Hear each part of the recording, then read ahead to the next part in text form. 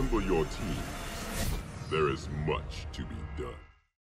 Welcome back, ladies and gentlemen. I'm here to bring you another 5-0 gauntlet, this time for a triple threat, and also a deck that works completely fine for high-level ranked play as well. This is a pretty standard Bellona deck. The two Inferno cannons and the Marksman give you a pretty good early game, so you can kind of bully your opponents with that Inferno cannon or the Marksman. And your turn 3, if going second, commonly will be playing Nox on top of them and then using your hero power to kill whatever they played on their turn 3. It's an incredibly powerful play, and even though Bacchus kind of is the known star for turn 3, it's incredible. You might find yourself delaying playing Bacchus more than you think. Obviously, if you don't have that combo, Bacchus on turn 3 or even coining out on turn 1 is usually preferable.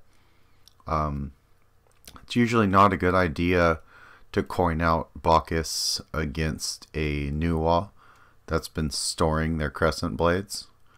That could really, he'll probably just knock him out with those crescent blades, so just keep that in mind. Other than that, Bacchus is usually your go-to play after the Marksman and Nox combo. The Rain of Arrows usually shouldn't be used on turn 3, but if it will give you a board position early, don't feel bad if you're only getting like 2 to 3 damage out of the thing. It's low cost, and if it means that you get a clean board on their side, it's completely worth going for. The rest of the deck is pretty self-explanatory. The Skillcordia is there to help you against Zeus and Ra late game. The Venus is pretty strong as well. She shuts down Odin for the most part. Gladiator sets up later shenanigans in your late game, and you're able to finish off with Terra, Power Delve, and Fire Giant.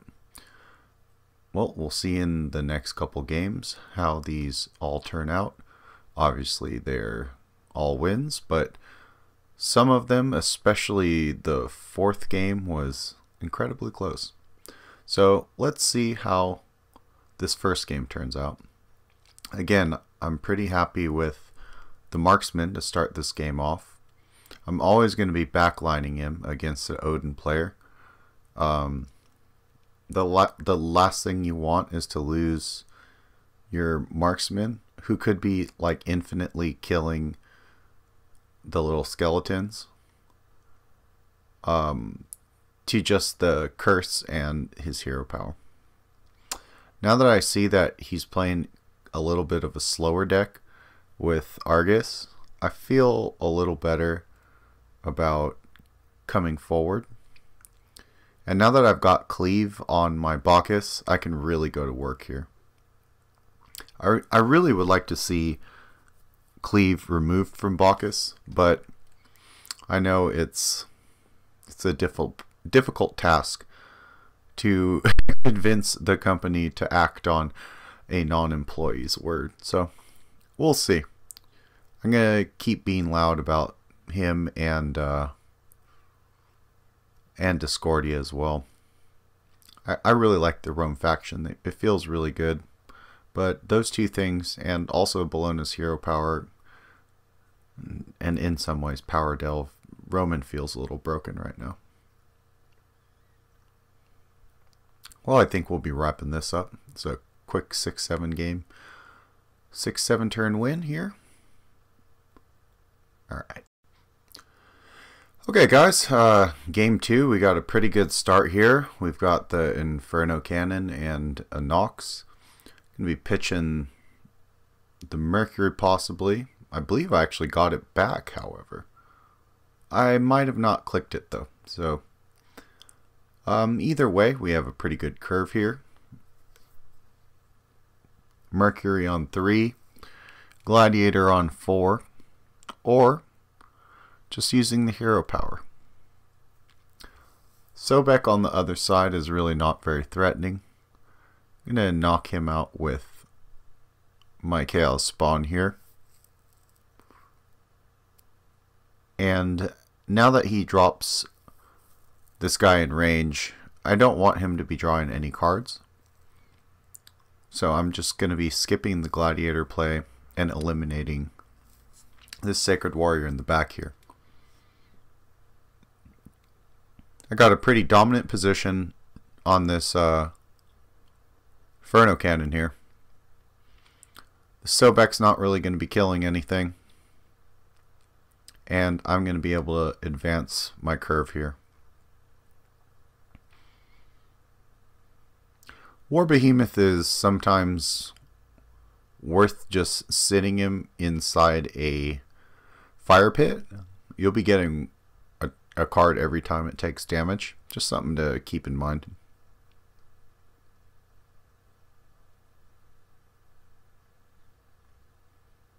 Just eliminate this guy Sobek here. Trying to play around the Annihilate.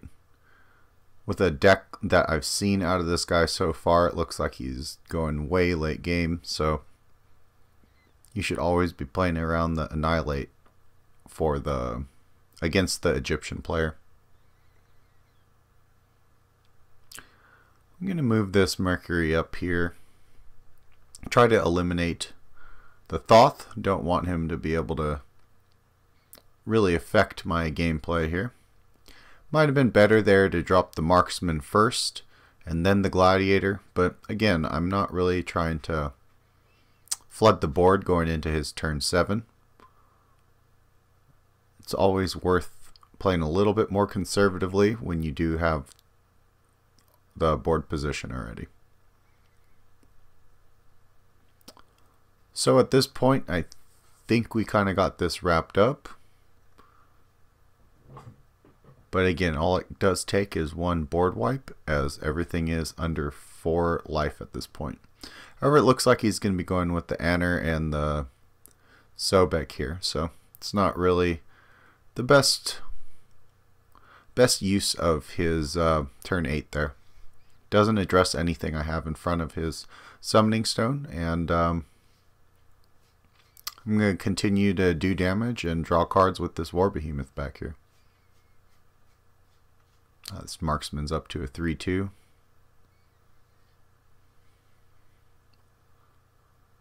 Book of the Gods. Gets back a Thoth, a Khepri, and Mercury. That's not the best. I don't really like Book of Thoth, to be honest. It seems a little bit too unreliable to me. The fact that you're pulling from your opponent's cards as well means that you'll never be able to guarantee the cards that you'll be pulling from it, and the fact that it spawns those units means that you won't really have any control over where they're going to fall as well. So I've really been cutting that card out of my deck. The only real use in terms of, like, I guess I should say creative use I've seen with that card is in combination with Marksman or Brontes or Argus. And at that point, it's kind of a win more thing. It's not really, like, for example, if both of you guys have creatures on the board and you're trying to break a stalemate, it's not going to do anything to really help that for sure. You could get some good pulls for, you could totally get some good pulls, but it's never guaranteed. So I'm just utterly crushing this guy. This looks like some free low here. Just getting free damage down. The normal group of characters here. A Venator, Marksman, Bacchus, Gladiator. And smashing out his Summoning Stone. I'm not going to mess with this Artemis here. Alright, this Nuwa game was actually a really good one. This was the game I remember the most of the ones I played.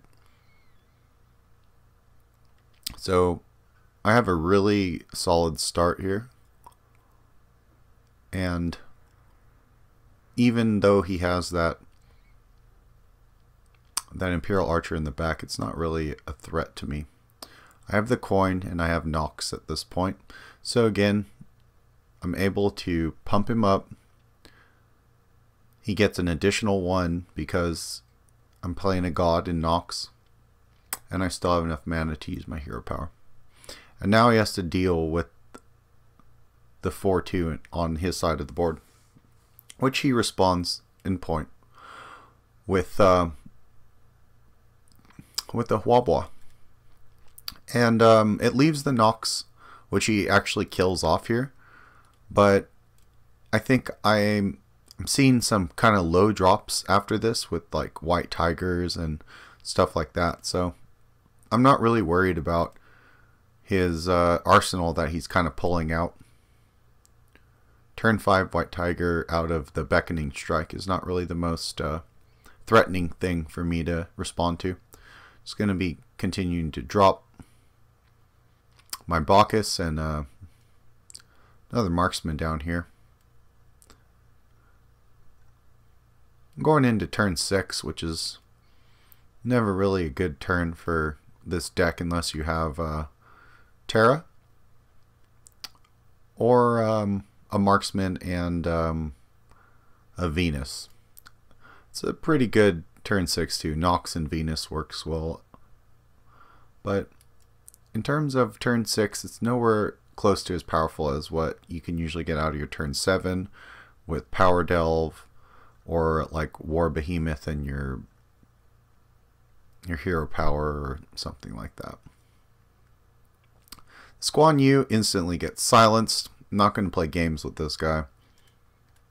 And he gets up the Arcane Conduit. Now, if I'd used the silence on the Summoning Stone instead to get rid of this Arcane Conduit, I don't really believe that that's the best use of silence against the Nuwa spell wall type decks.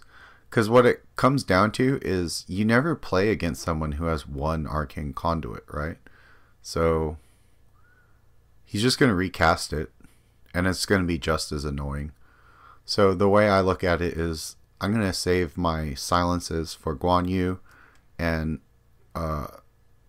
was the Quan? Yeah, the 4/5 guy. Those guys could ruin your day. So those are where my Chaos Spawns are probably going to be targeting on the other side of the board every game. Imperial Guard's never something I want to deal with either. I got Protect here. Would have been really nice to get Cleave. I could have got like a triple shot here, but Protect's not the worst either.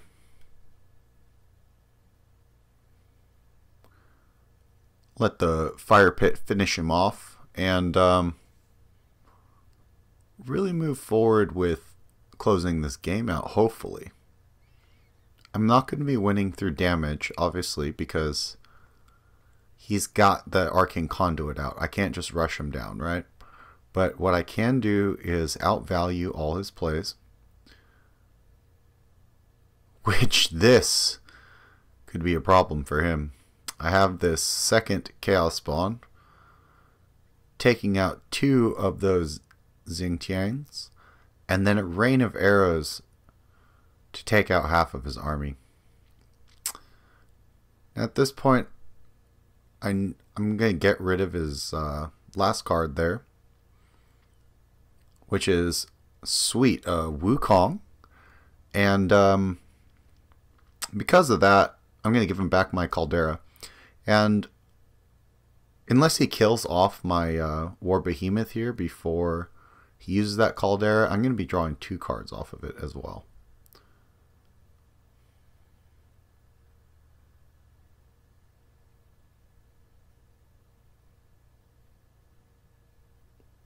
Well, I'll just trade here instead. Drop down the Venus. Really, really oppressive game state for him right now. I have a lot of range damage on the board. He plays a second Guan Yu. I'm a little confused about that.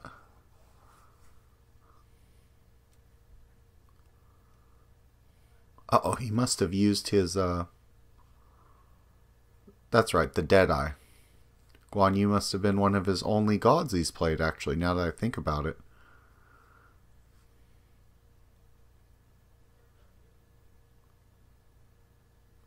Okay, I'm going to drop this Wukong here and really start moving through.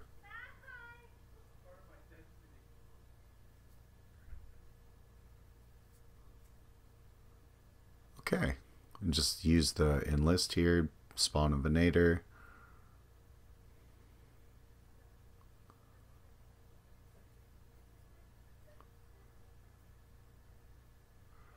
Well, I think we'll be wrapping this game up quickly. Totally. Silence here is not going to do much. I think I'm just going to boost this guy's life here so he can take a couple more shots with the Arcane Conduit.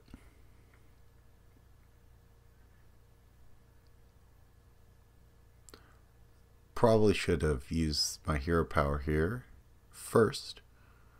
So he was also affected by the stun. But with him being at 4 life, it's not going to be a big deal.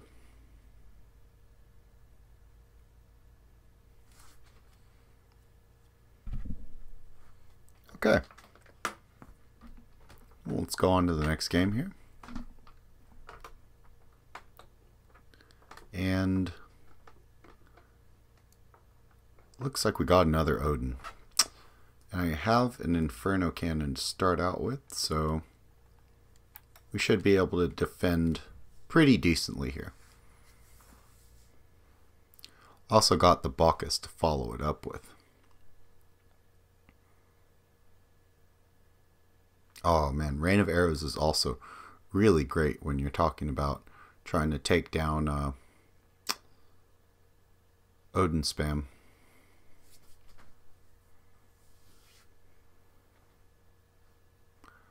Well, he's thinking here. Definitely not going to be something. I really don't see this as something that's going to be a threat to me. Again, he's not playing anything that's going to be able to threaten my board state. He's digging for more cards when he already has 5 in hand. So this is pretty good so far.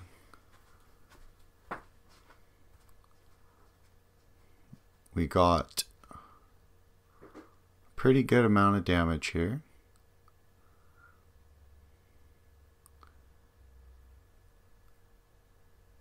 Oh, I got the 4/4. Probably just trade here. Yeah. I'd rather keep the board advantage than trying to protect the Bacchus.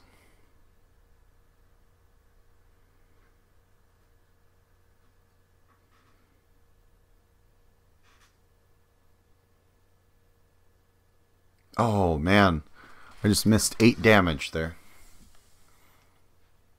I guess it's not really that big of a deal again. He's playing a lot of very strange cards. Not the normal type of deck I'd expect in Triple Threat. I guess Banish becomes a little bit more useful because you're in the crowded environment, but other than that, still really not that powerful of a card. And he's up to 7 cards at this point. Looking down 10 damage on board. And now we're down to 6 damage on board.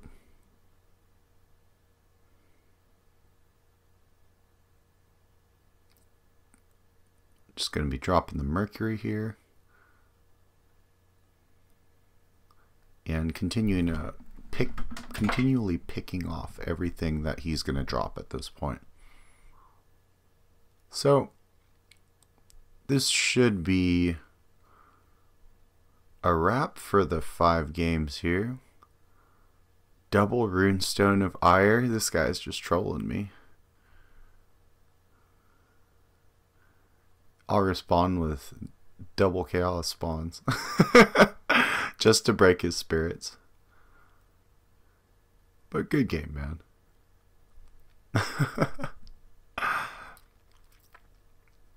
I'm glad we can have opponents that can laugh at themselves too. In the end, it's just a game and we play because we enjoy it, right? Alright guys, we'll wrap this up here. Finish him off and collect my prize. I'll check you guys in the next video.